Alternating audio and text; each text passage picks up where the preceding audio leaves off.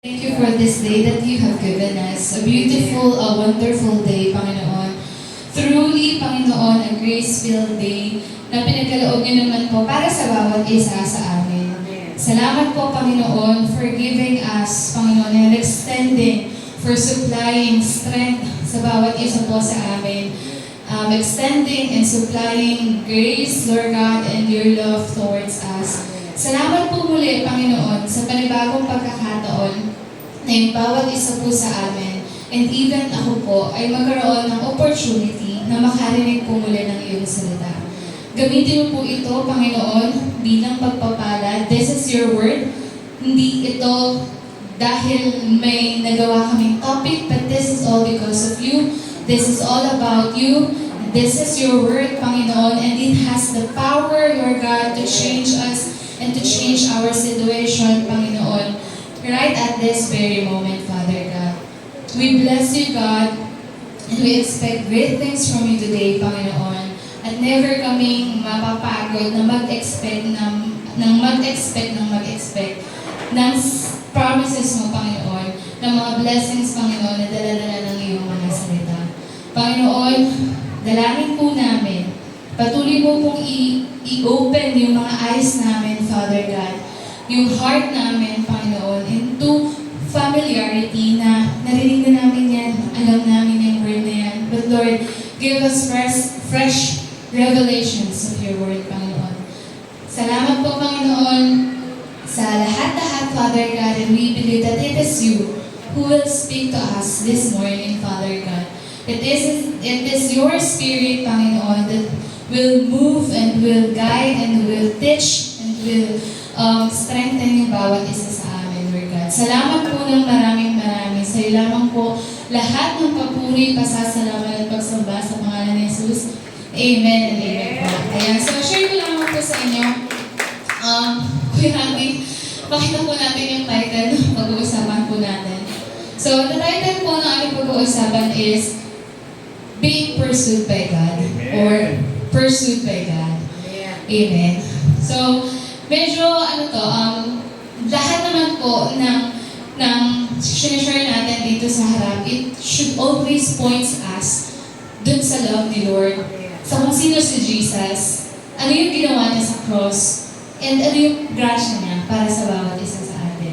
Amen po. And when we speak about the word pursue, parang ang una agad ng isip natin, napaka-romantic niya. In a sense na it's like a guy chasing after the girl, di ba? Na gusto niyang makasama, no? Na gusto niyang mapakasalan. Or the other way around, when there are girls na chasing over dun sa guy na gusto nila. But naisip ba natin or na-imagine ba natin na yung God, si God, is pinupursu tayo? Or pinursu tayo ng Panginoon? We can always hear na si God is a gentleman, no? A loving God, diba? A faithful Father. But parang madala mong maririnig na tawag dito na napaka-romantic ni Lord when it comes to this type of character na meron yung God na meron tayo. Amen? Amen. Ayun. So, does He really go after us? And if He does, what does that even look like? Paano ba tayo pinursu ni God? Amen? Paano ba tayo pinursu ni God? Ayun.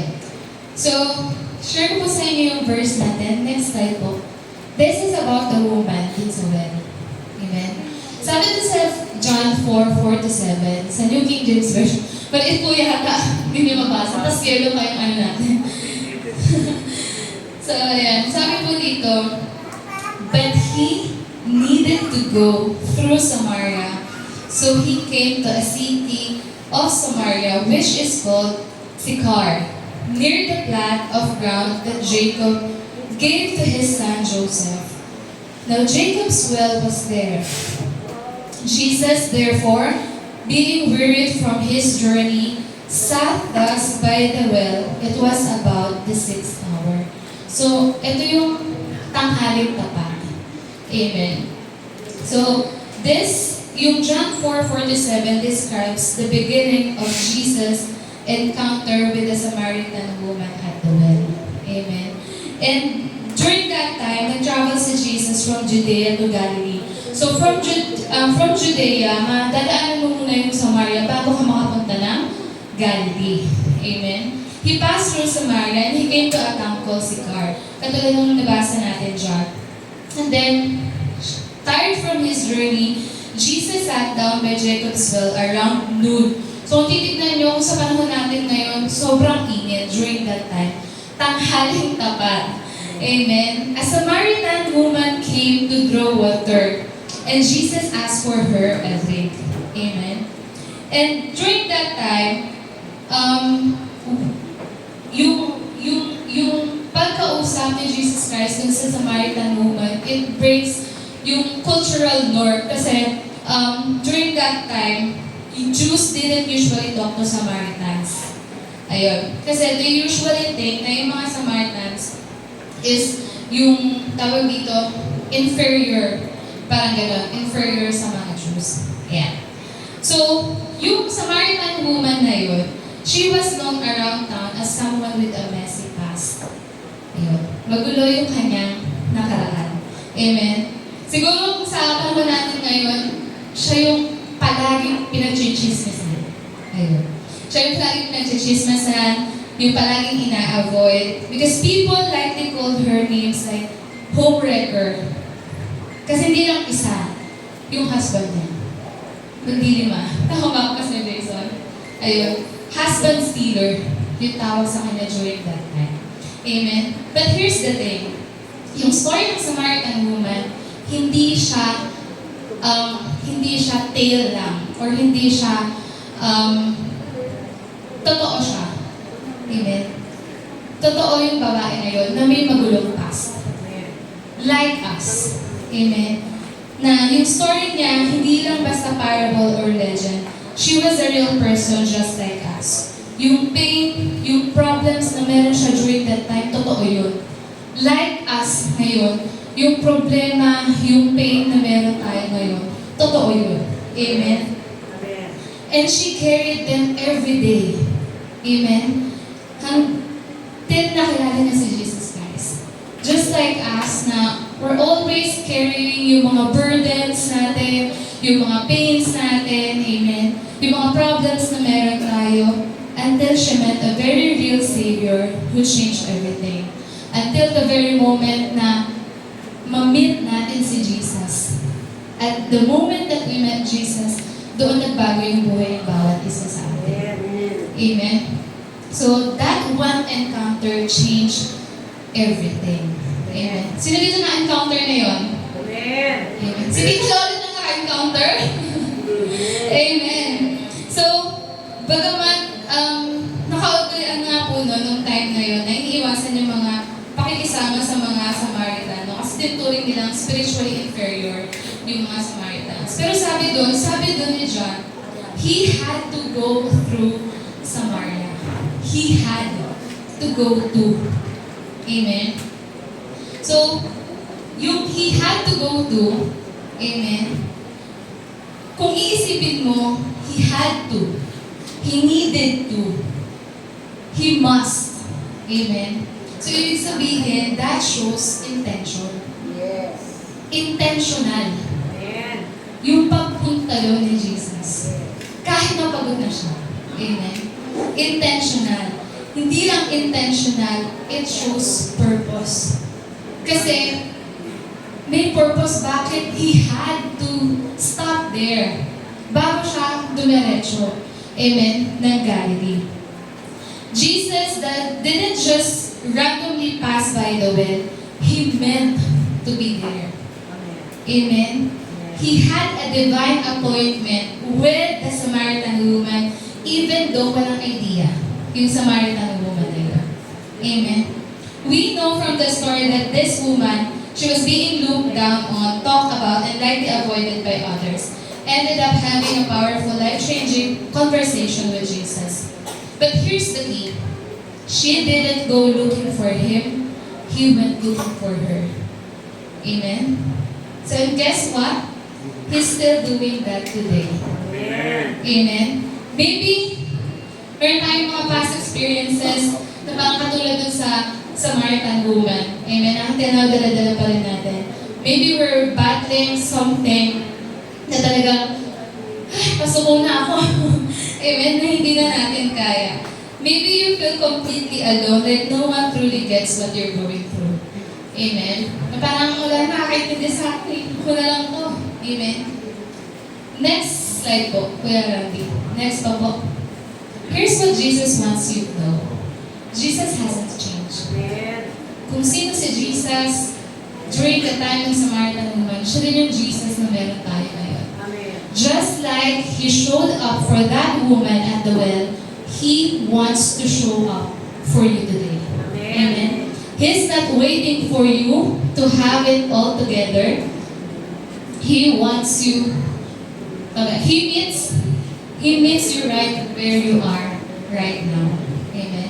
Hindi iniintay ni Lord na parang sabihin mo na, saka na lang ako lalapit kay Lord kapag kaya ko na, kapag okay na ako, kapag maayos na ako, kapag okay na yung puso ko. Hindi. He meets you right where you are. Amen. And God is saying to you today na, alam, hindi ako nagbago. Amen. I'm always here for you. Amen. He knows the pain na pinagdadaanan natin. Amen. He wants to show up for us. He's not waiting for us to have it all together. He meets us right where we are. The loving Savior is still your very present help in your time of need. Amen? Saan po yung makita? Psalms 46:1. Amen? God is our refuge and strength, a very present help in trouble. Amen? So He knows the pain, the shame, and the mess na meron po yung bawat isa sa atin. And even if you're facing the consequences ng mga own choices natin, amen, He's not walking away from you. Amen. He will never walk away from you. Amen. Not now, not ever. Never gagawin ni Lord yun sa'yo. Talikuran kami ng maraming tao, but never kang tatalikuran ni Lord. No matter what, ano pa yung magawa natin. Amen. No matter what, ano pa yung maranasan natin. Ano pa yung maging consequences ng mga actions and decisions natin. He will never turn away from us. He will always be there for us. Baka nga tumatakbo pa sa'yo, kalapit si Lord. Amen? Amen. So in fact, He goes out His way to reach you, to restore you, to rescue you. And the fact that you're here, hearing this message, that's not random. Hindi lang dahil nangyari to, dahil pumunta ka na church, ito yung topic today, hindi to random. Amen? It's God's way of saying, I'm here. I see you. I see what you're going through. Amen. And I'm not giving up on you. Amen. I'm not giving up on you. Sinasabi sa inyo ni Lord. It is a confirmation that Jesus is reaching out to you with His love, with His grace, and with His forgiveness today. Amen. So, how does God pursue us? No? Take note na hindi natin ginamit, how did God? Amen? Paano ba tayo pinursu ni Lord? How does God? Kasi still, kahit in this present time, pinupursu tayo ni Lord. He will continue to pursue each and every one of us. Amen? Dahil never matitigil or never mapapagod si Lord sa bawat isa sa atin. Amen? So, ayun. And gusto ko i-share po sa inyo yung sa Luke 15, tama ba? Luke 15, alam ito, yung He leaves the 99 para hanapin yung isang sheep na nawawala. Amen? So, sabi doon, sa Luke 15:4-6, next slide po kay Randy. Ang liit na naman. Sorry na po. Kung may mga Bible po kayo, pa-check na lang din po. Sa Sabi dito, what man of you, having 100 sheep, if he loses one of them, does not leave the 99 in the wilderness, and go after the one which is lost until he finds it? And when he has found it, he lays it on his shoulders, rejoicing. And when he comes home, he calls together his friends and neighbors, saying to them, "Rejoice with me, for I have found the sheep which was lost." Amen. And yung lost sheep na yun, that's represent all of us before. Bago natin makilala si Jesus. We're all lost. Tama ba? Amen. Amen. So God created us to live with purpose and deep fulfillment. But since during the time na nagkasala si Adan, diba, we fall short dun sa glory ni God. Amen. The Bible says, sabi dun sa Romans 3:23, all have sinned and fall short of the glory of God. Of the glory of God. So basically, next slide po kay Randy. Without God, lahat tayo lost. Amen. Amen. Without Him, nasan kaya tayo ngayon? Amen. Amen. Without Him, we're lost. Just wandering around, trying to figure things out on our own and coming up short. We can't fix it ourselves. We need someone to step in and save us. We need to be rescued. Amen. And salamat sa Diyos. Amen. Kasi na-rescue na yung bawat isa sa atin. Amen. Amen po. So, it's a picture of how God doesn't just sit back and wait. Na, yung isang nawalang sheep, hindi na lang hinintay. Amen. Kumilos si God. Amen. So, He actively goes after us no matter how far we've strayed. Amen. It shows just how far He's willing to go to bring us back home. Amen. Na kung titignan mo, gaano kalayo yung nilakbay. Gaano kalayo, parang gaano, grabe yung journey ni God, ni Jesus, just to reach out tayo during that time na wala pa tayo sa Panginoon. Amen. Ano yung binigay ng Panginoon para lang ibalik tayo sa Diyos. Amen. And God's pursuit is personal. Amen. So before sundan yung next slide, alam niyo ba na there is blessing of being pursued by God. Amen. There is blessing of being pursued by God. Amen. It means that God, in His infinite love and mercy, doesn't wait for us to come to Him in perfection. He comes after us in our brokenness. Amen. With grace and intention. So, kapag nalaman mo that you're being pursued by God, it speaks about yung unconditional love ng Panginoon sa bawat isa sa atin. Amen. God's pursuit shows His love isn't based on our performance. Kasi kahit nung makasalanan pa tayo, He died for us. Amen. Romans 5:8 says, "But God demonstrates His own love for us in this, while we were still sinners, Christ died for us." Even when we turn away, hinahanap pa rin tayo ni Lord. Amen. And it speaks about yung relentless grace ng Panginoon. When we talk about how God pursued us, it speaks about dun sa relentless grace ng Lord. Katulad dun sa Luke 15 na binasa natin kanina, God actively seeks out those who are lost, not to condemn them, but to restore them. Hindi para sabihin na, ikaw kasi, tas ang ulo mo eh. Diba? Hindi para i-condemn tayo, hindi para i-restore yung bawat isa sa atin. And being pursued by God, it speaks about our purpose and our identity. Amen. God pursues us to reveal sino ba talaga tayo para sa Kanya. Amen. Sino ka para hanapin ka ng Panginoon? Sino ka para i-chase ka ni God? Amen? Napaka-importante mo. Amen? Yung lost sheep, yung 99, yung isa na lost, hindi natin pwedeng sabihin na yung na-lost yun lang yung special. Kasi lahat ng sheep na yun is special sa Panginoon. Na kahit na anong mangyari, sino man doon yung nawala, pupunta at pupuntahan ni Lord. Hahanapin at hahanapin ni God. Kasi ganun tayo ka-special sa Kanya. Ganun ka-special yung bawat isa sa atin, sa Panginoon. Amen? He calls us His children, not because we earned it, but because He chose us. Hindi ikaw yung pumili kay Lord. Ikaw yung pinili ni Lord. Amen? And that is who you are. He chose us and He wants to be in a relationship with us. Amen? And it brings transformation. Being pursued by God isn't just about comfort na, ay, mahal ako ni Lord.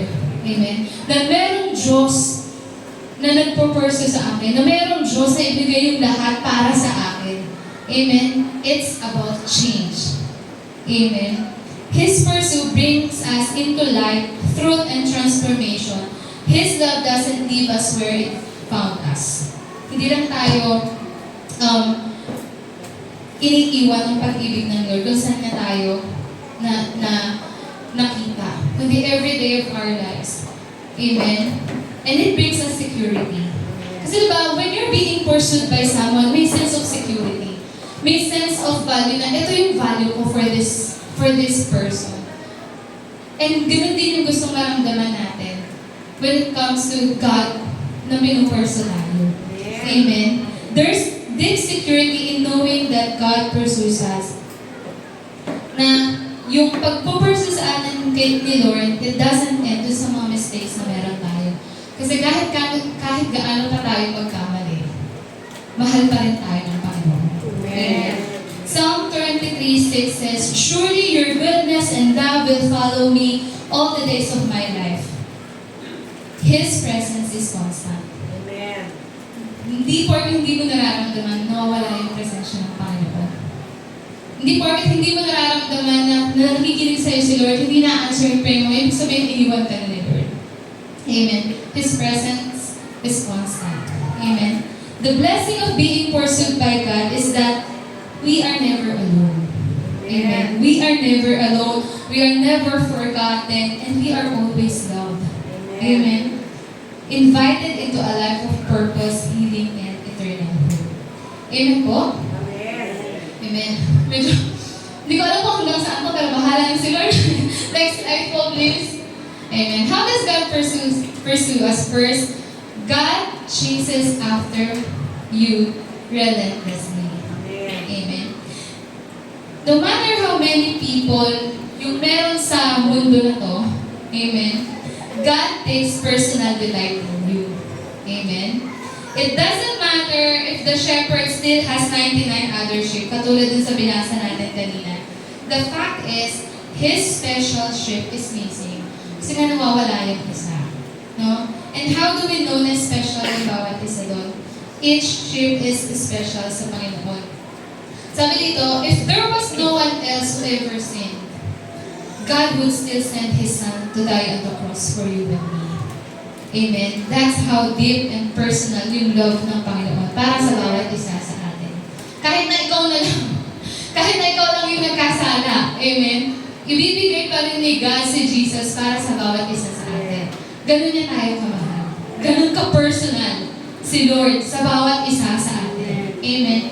God chases after you relentlessly. Diba? Sabi doon, the scripture said that the shepherd goes after the lost sheep and gives up when he doesn't find it by sundown. It says that he goes after the sheep until he finds it. Hindi tumigil yung shepherd sa paghahanap ng sheep hanggang sa makita niya to. Amen. And God doesn't give up on us. Amen. Even when we give up on ourselves, God's love is relentless. So, no matter how many times or how far you've strayed, God pursues you with faithful love. Faithful yung pag-ibig ng Lord sa bawat isa sa atin. Amen? And God pursues you tenderly. Amen? God's ultimate goal is for each and every one of us to enter into a relationship with Him. Amen? He will go to any length to make this happen, including allowing His Son to die on the cross to save you and me.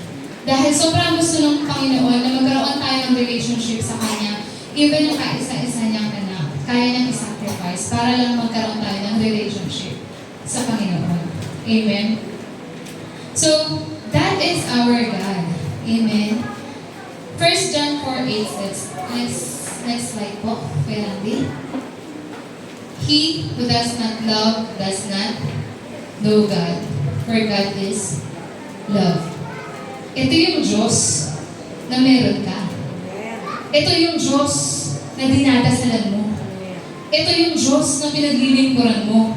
Ito yung Diyos, yung reason bakit ka nagpupuri, bakit mo inaalala yung sarili mo sa Panginoon. Ito yung Diyos na meron tayo. Amen. How we see God matters. Kasi wrong view of Him can lead us to a life filled with fear and bondage. Paano mo nakikilala si Lord is napaka-importanteng bagay. Paano mo siya nakikita? How you view God is very important. Amen? So sadly, many people, iba yung nakalakihan nilang pananaw about sa kung sino si God. Na si God galit sa kanila, na si God hinihintay tayo magkamali, no? Hindi po ganun si God. Amen? Kaya minsan yung iba natatakot kay Lord eh. Diba? Hindi na ako lalapit kay Lord, baka i-condemn niya lang ako, baka i-reject lang ako ni Lord, no? And thank God, wala na tayo sa ganung mentality. Wala na tayo sa ganung perspective. Amen? Salamat sa word ni Lord kasi naimulat yung mata natin na si God is a loving God. Amen? Sabi po dun sa Psalm 86:15. Next slide po kay Randy. Liliit. Ayan. So ito po yung God na meron tayo. Psalm 86:15 says, "But you, O Lord, are a God of compassion and mercy, slow to get angry and filled with unfailing love and faithfulness." God of compassion and mercy. Amen. Sabi po ba dun sa Daniel 9:9, But the Lord our God is merciful and forgiving, even though we have rebelled against Him.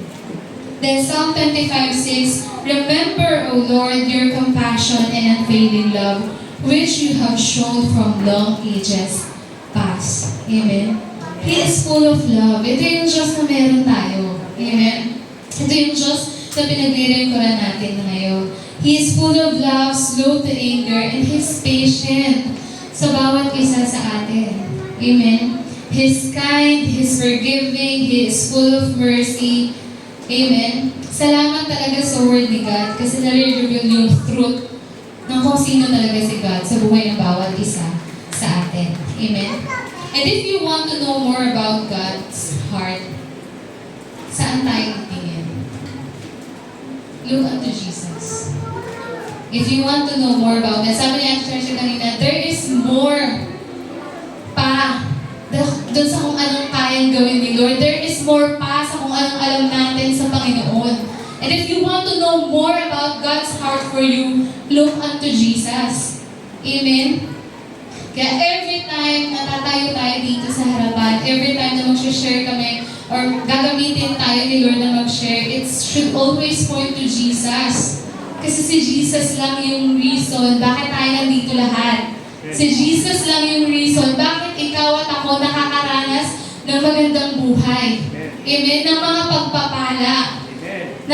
Kaya ka nakakapag-serve dahil kay Jesus. Amen? Kaya ka nagiging pagpapala sa ibang tao dahil kay Jesus. Kaya ka nakakapasok araw-araw, kaya ka napagtatagumpayan mo pa yung mga struggles sa buhay natin. It's all because of Jesus. Amen? Jesus and Jesus alone. Kaya never tayo magsasawa na iparamdam at ipahayag dito na si Jesus at si Jesus lang talaga yung kailangan ng bawat isa sa atin. Amen. Kahit na paulit-ulit every Sunday, si Jesus, si Jesus, si Jesus. Amen. Kahit na magsawa ka na, hindi magsasawa si Lord na iparamdam at i-remind sa'yo na ako lang yung kailangan mo. Amen. Na yung pag-ibig ko lang yung kailangan mo. Amen. Marami na tayong pwedeng isipin, marami na tayong, alam mo, i-prioritize sa buhay. Si Jesus lang yung kailangan natin i-prioritize. Every day sa buhay natin. Amen. Yes, may purpose tayo, may calling tayo, may ministry tayo, but above all, si Jesus dapat. Amen. Si Jesus palagi. Amen. So, sabi dito, if you want to know more about God's heart, look at Jesus. Sabi dito sa John 14:9-10. Next slide po, Kuya Randy. Hindi pa pala. Wala pa. Ayun, sabi po dito, anyone has seen me has seen the Father. The words I speak to you are not my own, but the Father who lives in me does His work. Nakita niyo ba na nagalit si Jesus sa mga sinners sa Bible? Nakita niyo ba na nagalit si Jesus sa mga sinners sa Bible? No. Amen? Did you see Jesus get angry with sinners, with prostitutes, or with the tax collectors? Did He ever criticize the woman dun sa well? Na binasa natin kanina, or dun sa woman who caught in adultery? Diba? Hindi niya kinondemn, hindi niya criticize. Amen? Oo, may mga times na nagalit si Jesus, pero dun yun sa mga self-righteous na religious leaders. Amen? Hindi sa mga sinners. Kung makikita natin sa Bible, He was always kind and loving toward those who were lost or outcast. That's how your Heavenly Father is too. Sa bawat isa sa atin. Narinig niyo yung God hates the sin, but not the sinner. Amen? Kasi mahal niya yung bawat isa sa atin. Amen? Jesus was full of grace that His critics even called Him a friend of sinners. Sabi yun sa Bible, natinatawag na si Jesus friend of sinners. Sabi dun sa Matthew 11:19.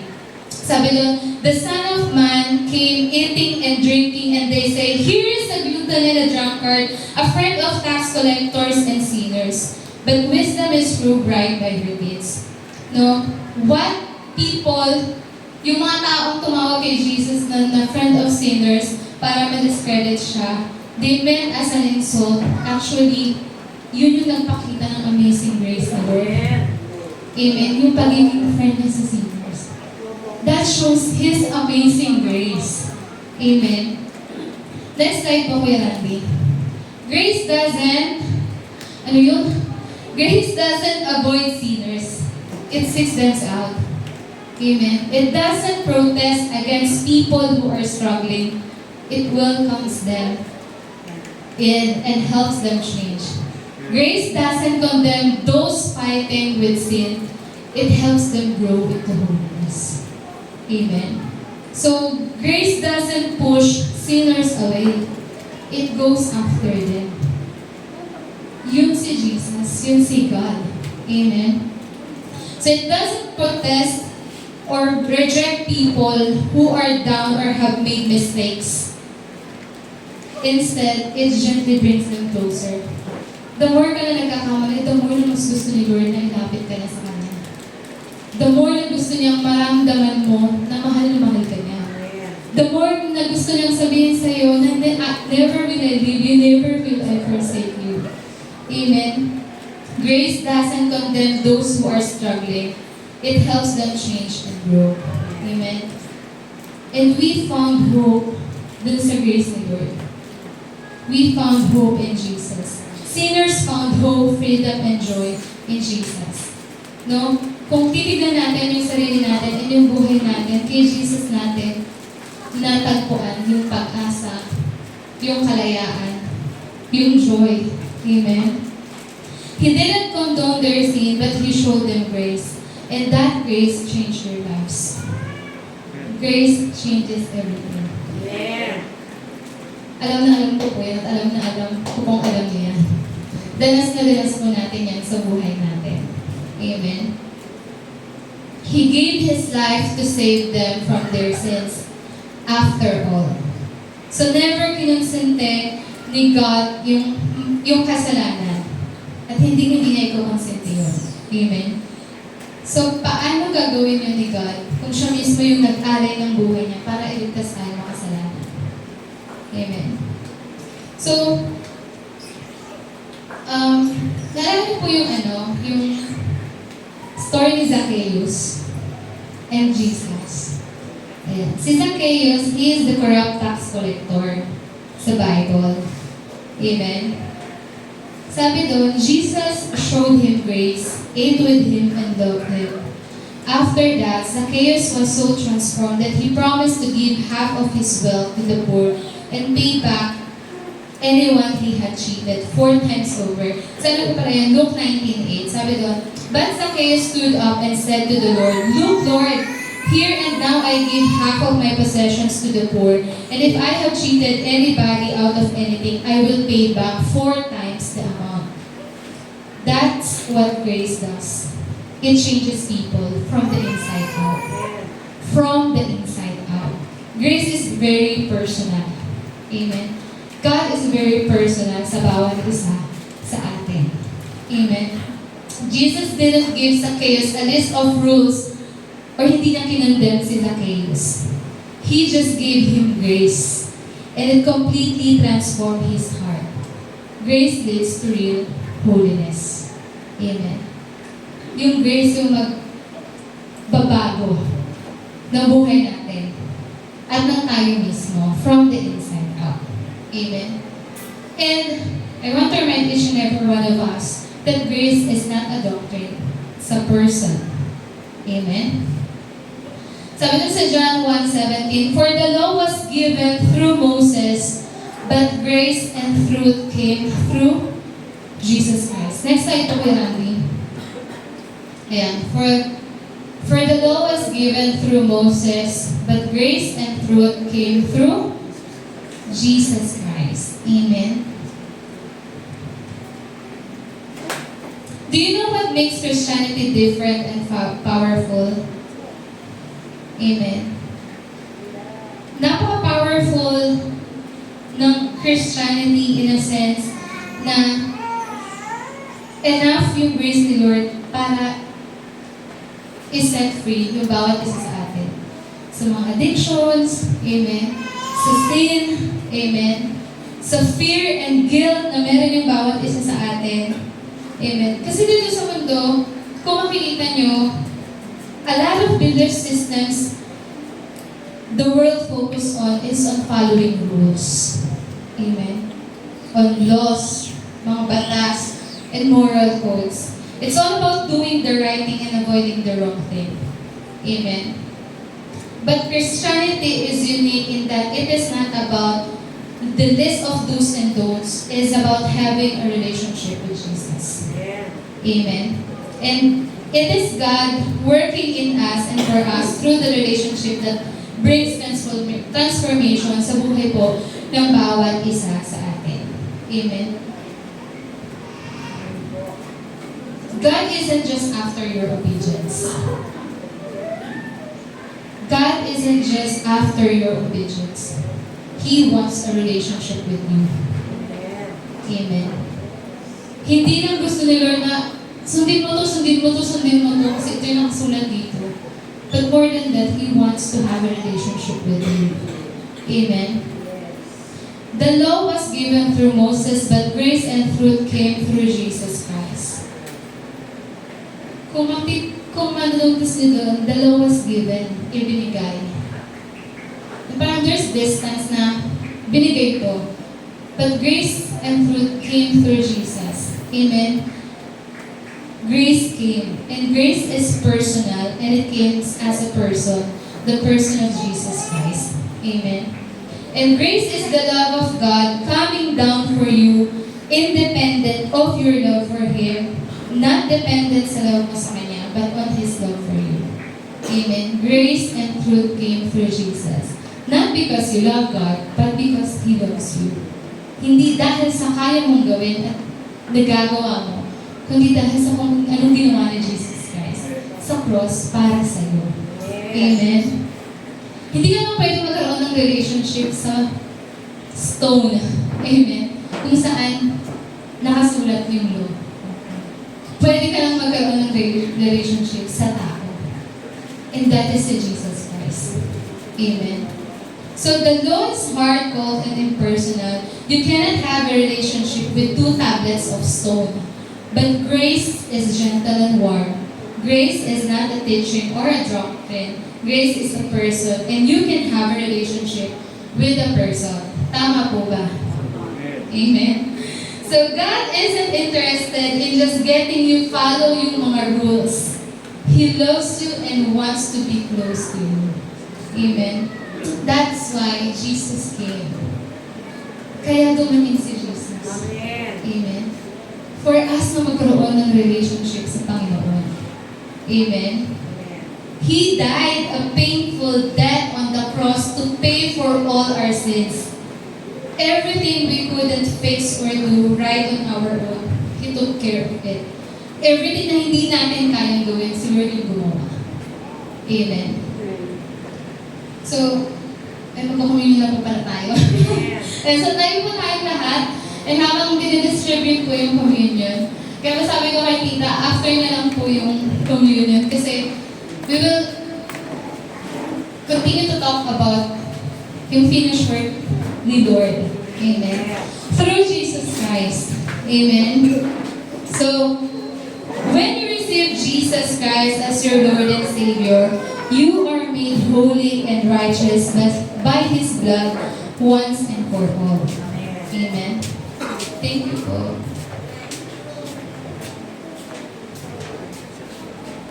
Salamat po. Amen. Thank you, Lord.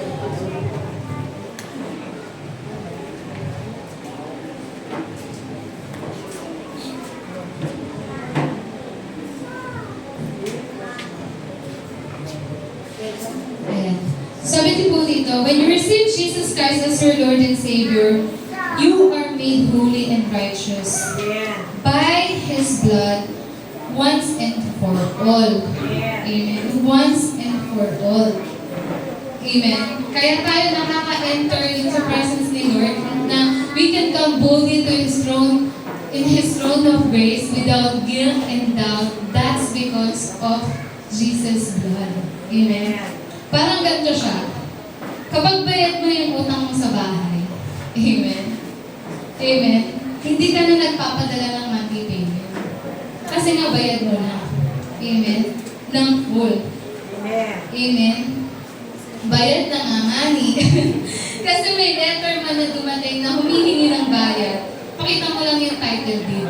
Sabihin mo, yun yung proof na bayad ka na. And yung title deed natin, si Jesus yun. Si Jesus yung pruweba na we have been forgiven on all our sins. Na Jesus saves us from all our sins. Siya yung naging kabayaran ng lahat ng kasalanan na meron yung bawat isa sa atin. Amen? So when the enemy tries to make you feel like you're a failure, talunan ka, or tells you you're not good enough, no? Don't focus on yourself. Huwag ka mag-focus sa sarili mo. Amen?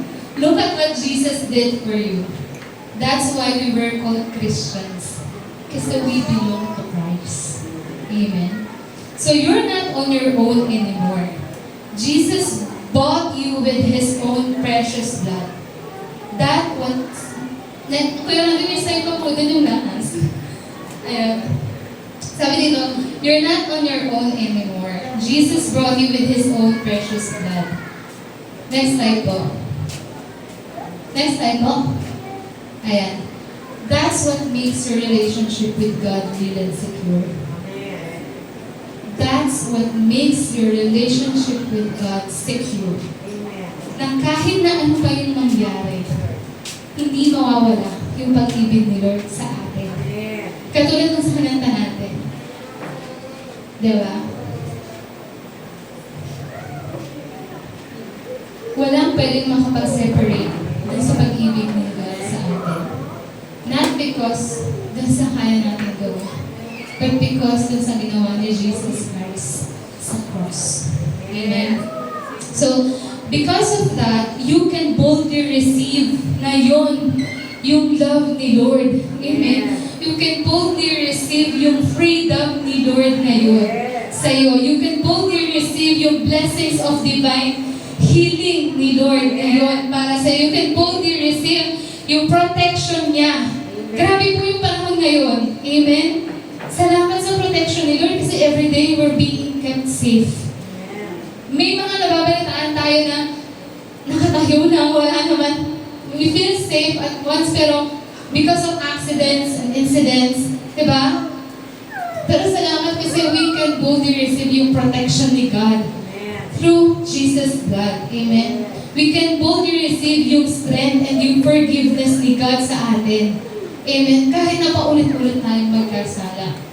We have been perfected forever through Jesus' perfect work. Amen? Sabi dun sa Hebrews 10:12-14, but this man, after he had offered one sacrifice for sins forever, sat down at the right hand of God. For by one offering, he has perfected forever those who are being sanctified. And that is each and every one of us. We have been sanctified. And we have been perfected forever. Kapag sinerge nyo yung forever, ang ibig sabihin nun, forever pa din. Amen. Hindi lang ngayon ka ginawang righteous and holy ng Panginoon. He made you perfect forever.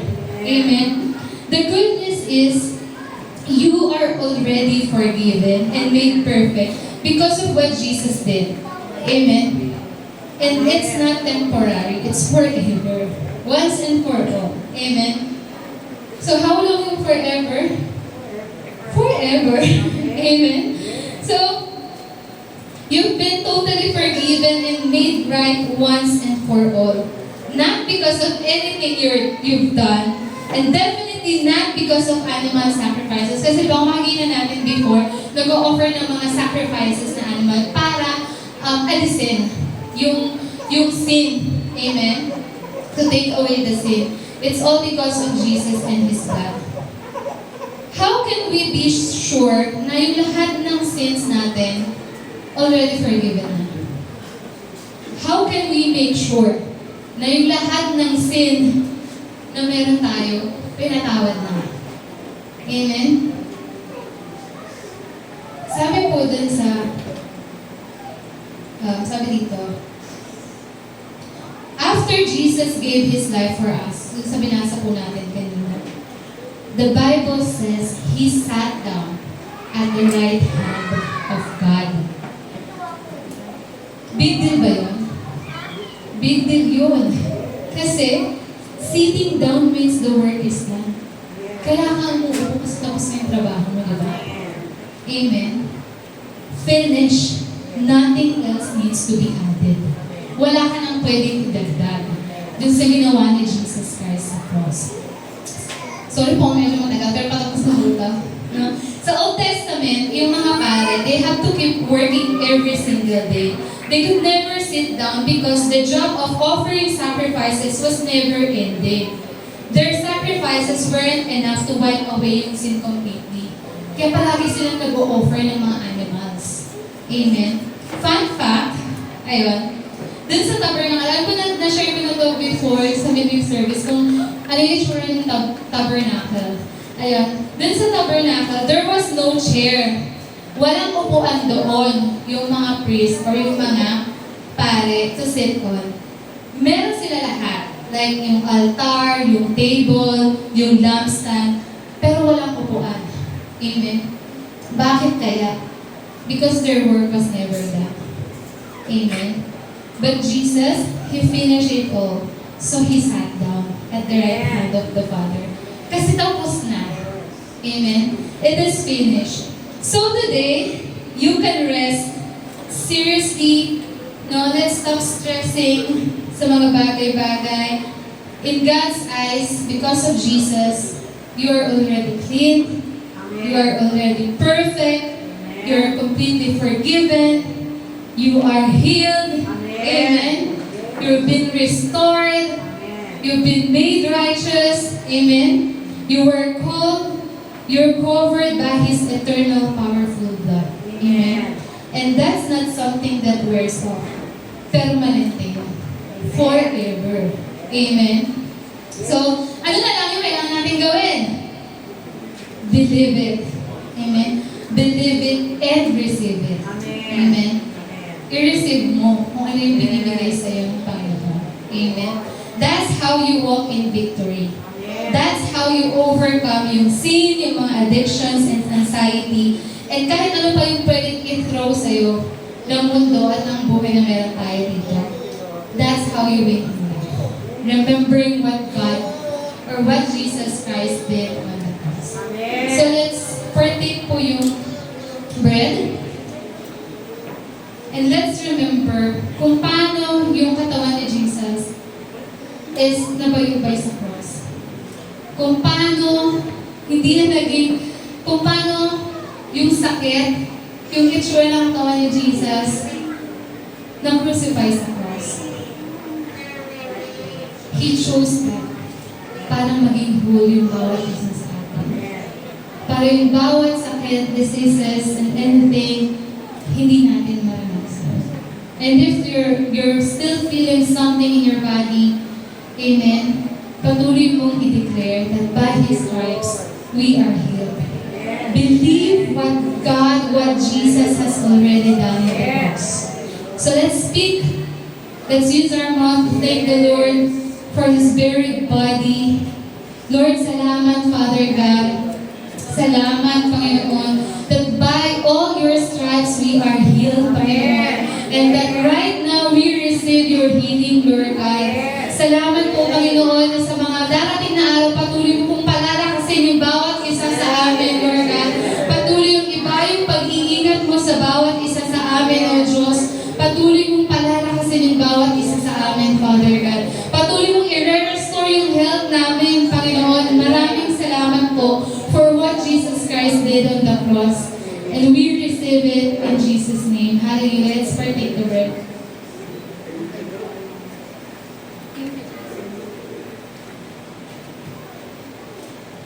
And then let's drink yung cup ng wine. This represents yung precious blood of Jesus. And every time you partake the wine, palagi mong isipan, because of His blood, because of this wine, naging secure yung pag-ibig sa atin.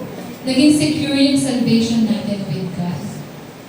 Salamat, Father God. Thank you, Jesus, for your blood that was shed on the cross.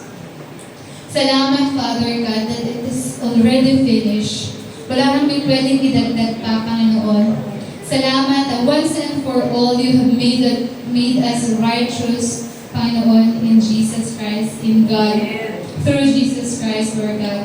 Salamat, Father God, that all our sins have been forgiven, Panginoon. Salamat, Father God, for your blood that was shed on the cross.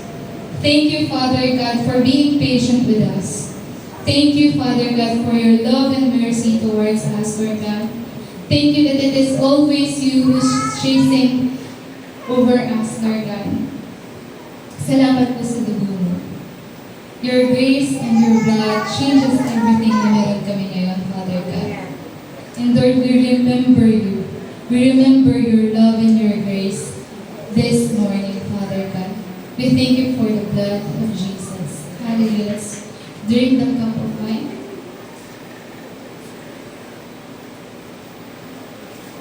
Hallelujah. Let us pray.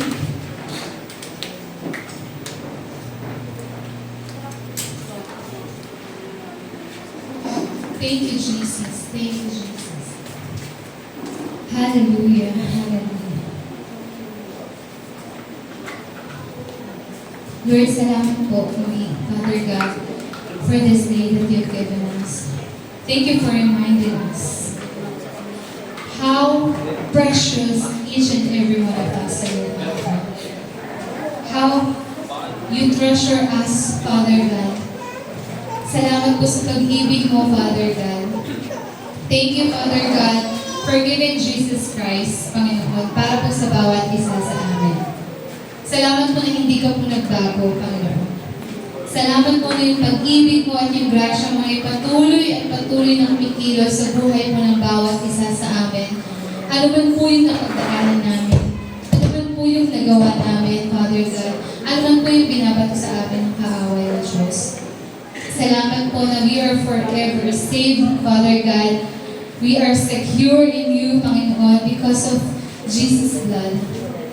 Thank you for pursuing us. Thank you for reminding us how worthy yung bawat isa sa amin. We're all worthy of Jesus' sacrifice. And we thank you for that, Lord Jesus. Salamat po, O Diyos. Lord, we pray na patuloy mo pong gamitin yung bawat isa to extend this love and this grace that we have received from you, Lord God. Salamat po, Panginoon. Lord, we lift up to you each and every one here. We lift up to you mga dala-dala ng bawat isa, Father God. Salamat po na yung bawat isa po sa amin, kinataw po muna po sa araw na ito. Salamat po, Panginoon, na pinrovide mo na po yung pangangailangan ng bawat isa sa amin sa mga oras na to. Salamat po na sinagot at patuloy mo pong sinasagot yung mga panalangin ng bawat isa sa amin sa mga oras na to. Salamat po, Father God, na hindi ka po nagbabago noon, ngayon, at kailanman. Salamat na hindi mo po kami iniiwan, hindi mo po kami pinababayaan, palagi mo po kami pinoprotektahan, palagi mo po kami ginagay, palagi mo po kami pinalalakas. Salamat po na ikaw po yung strength ng bawat isa sa amin. Salamat po sa pag-ibig mo, Father God. Lord, patuloy mo po kaming turuan na makita yung mabubuting bagay sa gitna ng mga masasama, Panginoon. Sa gitna ng gulo ng mundo na meron kami. Salamat, Father God, that we have you in our lives. And that is all that matters. You and you alone, Jesus. We honor you today, Father God. We thank you, Jesus Christ. Thank you for loving us first. Kaya po namin namamahal yung bawat isa sa amin. Thank you, Father God, for everything that you have given, for everything that you have done, for everything that you have been, and sa kung ano pa yung mga bagay na kaya mong ibigay sa bawat isa sa amin. Salamat po, Panginoon. Sa iyo lamang po lahat ng papuri, lahat ng pagsamba, lahat ng pasasalamat. Sa pangalan ni Jesus. Amen.